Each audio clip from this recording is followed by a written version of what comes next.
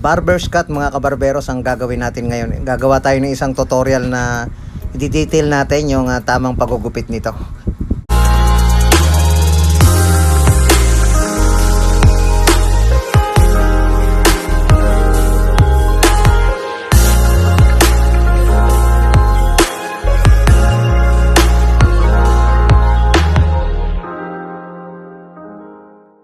Umpisan muna natin mga kabarberos, hanapin natin yung side part niya dito sa may gawing itaas, yung may puyo doon sa may nakaturong aro.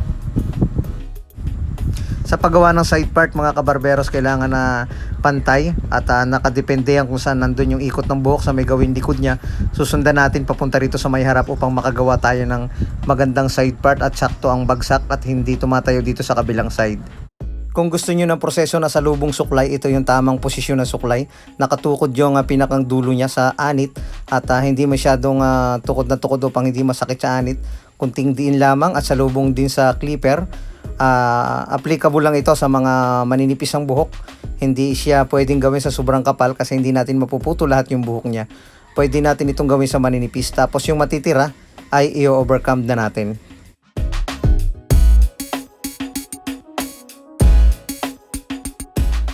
Ito rin yung tamang paghawak ng clipper at pagsalubong sa buhok.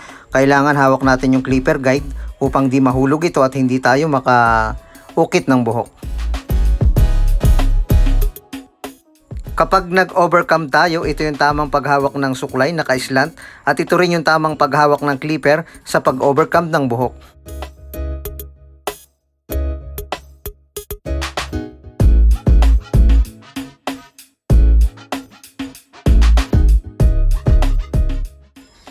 Sa paggamit ng guide, napaka-importante na ating ingatan o ating hawakan, suportahan natin ang ating kamay o ating hintuturo upang hindi mahulog ito. Sa paulit-ulit na paggamit kasi ng ating guide ay may posibilidad na lumuwag ito sa kanyang talim.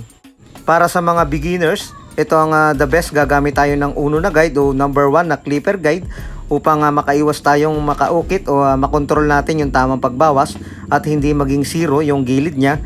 Ay gumamit tayo ng uno na guide, mananatiling kontrolado ito, pa-slant at hindi masyadong mataas. Kailangan mga 1 to 2 inch lamang ang taas nito.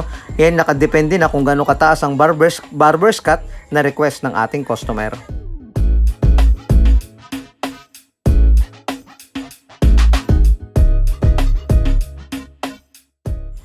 Sa pagtanggal ng kanto, andyan pa rin yung ating pag-overcome.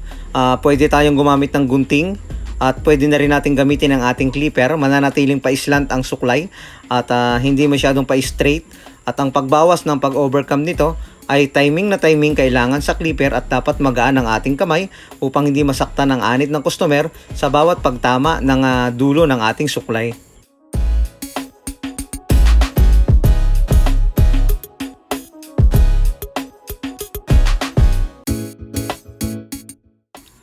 So yun mga kabarberos, gagamit ako ng nakasiro at lalaruin ko yung lever niya upang matansya natin yung gaano karami yung napupudpud nating natatanggal nating buhok sa gawing ibaba niya at hindi siya masyadong mapanipis o hindi mapasobra yung pagbawas nito. Ito yung lever, adjuster. Pwede siyang nakababa. Kapag nakababa siya, nakasiro open, at kapag nakataas naman siya ay nakasiro close.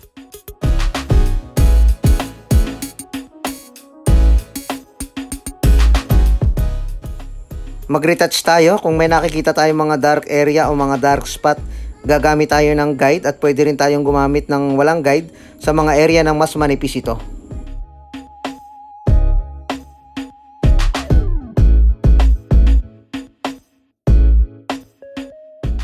Ito yung tamang paghawak ng ating trimmer at kung tayo ay gagawa ng guidelines ay sa may gawing hairlines lamang o sa end lamang ng kanyang buhok upang magandang tingnan at hindi masyadong mataas.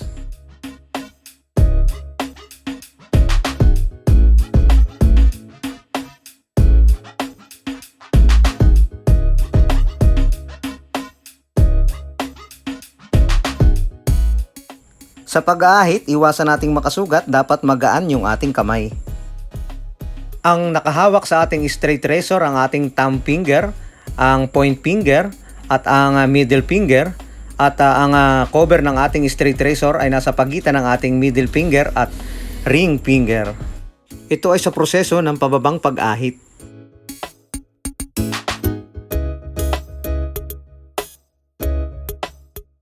Nababago lamang ang posisyon ng ating paghawak ng straight razor kapag nagsalungat tayo o nag-iba tayo ng posisyon ng pag-aahit nito.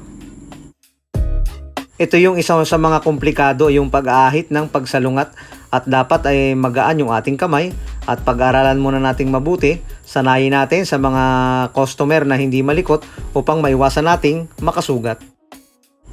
I-retouch natin, tanggalin natin yung mga sobrang buhok o yung mga BB hair kung tawagin. Kung sa Tagalog naman, kung tawagin ng mga ibang barbero ay balahibong pusa. Dahil andito tayo sa makapal na bahagi sa right side, dahil dito naipon, dahil nasa kabila yung side part niya, i-overcome na natin. Tanggalin muna natin yung makakapal na buhok bago natin mamaya gagamitan ng dos na guide. Naipaliwanag na natin sa kabilang side o sa left side kung paano yung tamang pagugupit ng barber's cut at ang mga detalyadong paghawak ng clipper at mga iba pang mga information upang makagupit tayo ng maayos, makapag-ahit tayo ng maayos. I-fast forward na natin itong right side niya upang hindi kayo mainip sa panonood ng aking video at makita ninyo ang kumpletong gupit na barber's cut. At ituturo ko din yung pagbabawas sa gawing ibabaw niya. May iba't ibang klase kasi ng pagbabawas. May mga pagbabawas ngayon na iniipitan ng kamay. May pagbabawas na sa suklay lamang at gunting. At ang aking ituturo ay ayon din sa aking natutunan o sa aking experience sa aking pagugupit.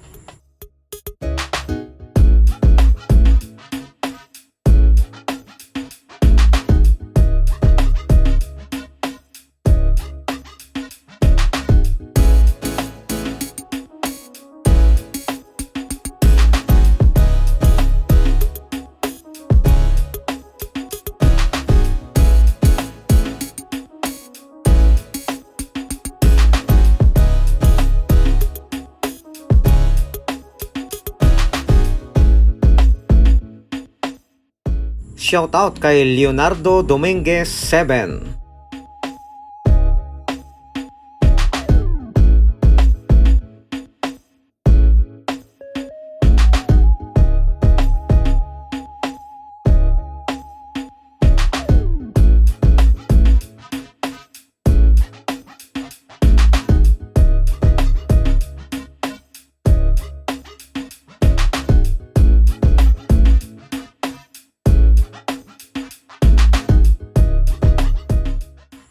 So ito na nga mga kabarberos, kailangan muna nating iset up yung kanyang buhok.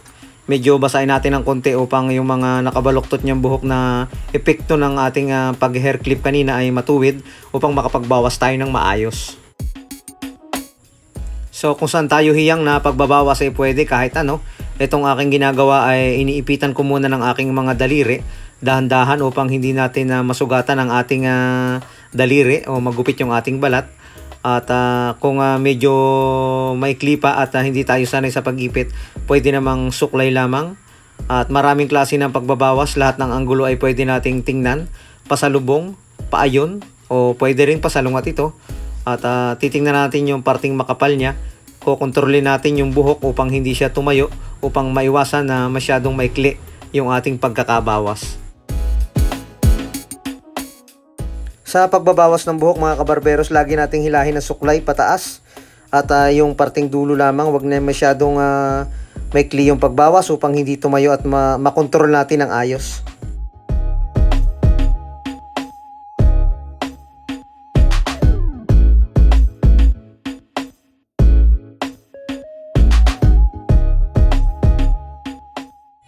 Ganon din dito sa may parting unahan niya.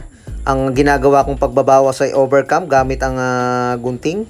Mananatiling kontrolado, itinataas ko siya ng taas na taas upang makita natin yung tamang haba niya. Dito naman sa may gawing bangs ay kontrolado pa rin yung gagawin nating pagbawas.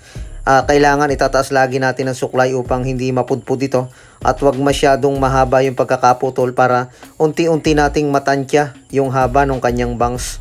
Unti-unti nating mabawasan at hindi mapasubra upang hindi naman masyadong maikli ang pagkakabawas nito.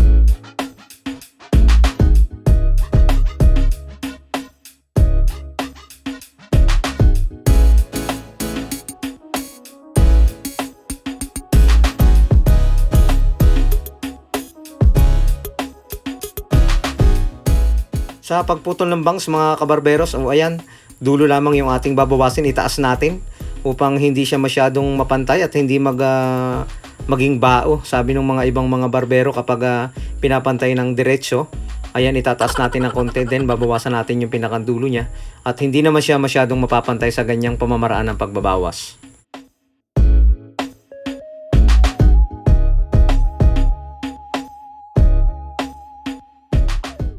Ngayon naman gagamit ako ng tining scissor upang mabawasan yung kapal niya.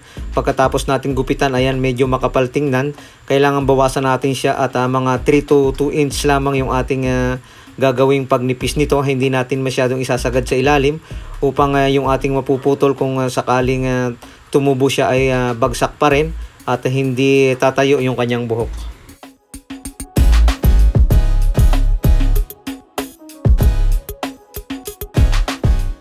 Ang dulo ng gunting ay nakadikit sa aking thumb finger at ang aking middle finger naman ay nakadikit sa anit na tanging magkokontrol sa aking pagbubuli upang mapantay at matanggal ang mga sobra nito.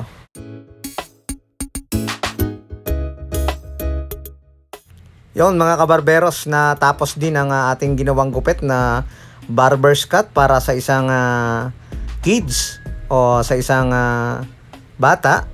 At tingnan naman natin at isang magandang resulta ang ating nagawa.